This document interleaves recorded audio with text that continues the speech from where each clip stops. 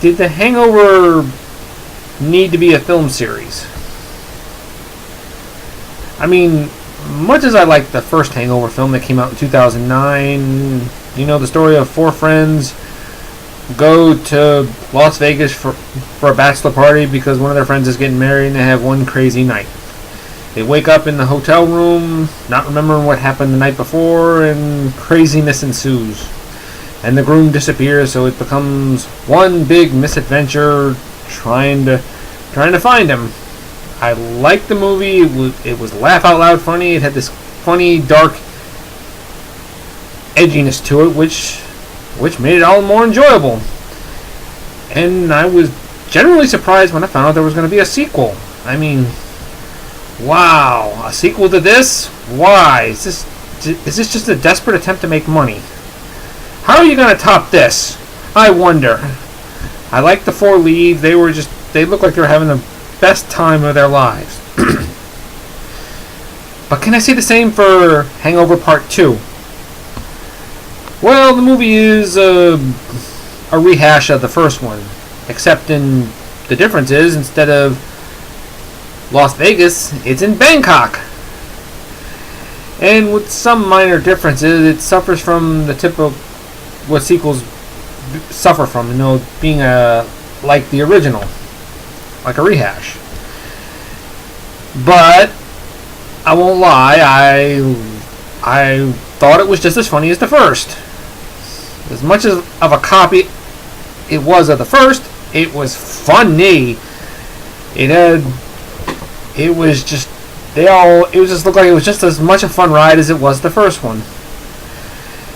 And the four main leads, well, Justin Bartha, who played the missing groom in the first one, he just basically disappears throughout most of it, but he doesn't vanish like he does. He's just not in on the hangover-ish action.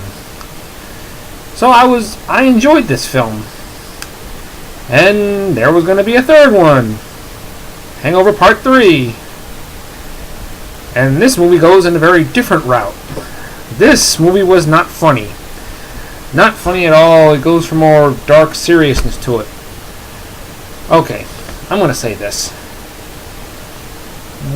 Why call it The Hangover if there's no hangover? Why didn't you just call it The Wolf Pack? You could just call it that and people would instantly believe it was a sequel to The Hangover.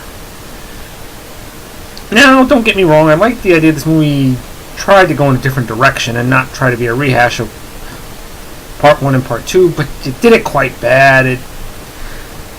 I get the feeling nobody was having fun this time. Neither Zach Galifianakis, who was the lovable man-child Alan, he was a dimwit in the first two, but you didn't really get mad at him. Here, you just want to smack him every 10 seconds. Ken Jeong as Mr. Chow, who had me laugh out of my seat in the first two. He just delivers no humor. It's just too dark and I can't even bear it. This movie was just terrible.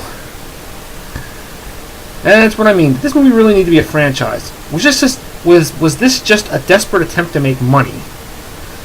Maybe it was, you know. I mean, it was just pointless sequels. It really did not have to be made. Oh boy, will there be a Part 4? I sure hope not. I really do. And on a sad day note, Fast and Furious star Paul Walker was tragically killed. Now, he wasn't a terrible actor. I don't think he was an all-around great actor, but he was pretty memorable in almost anything he did, and he will be sadly missed. So R.I.P. Paul Walker.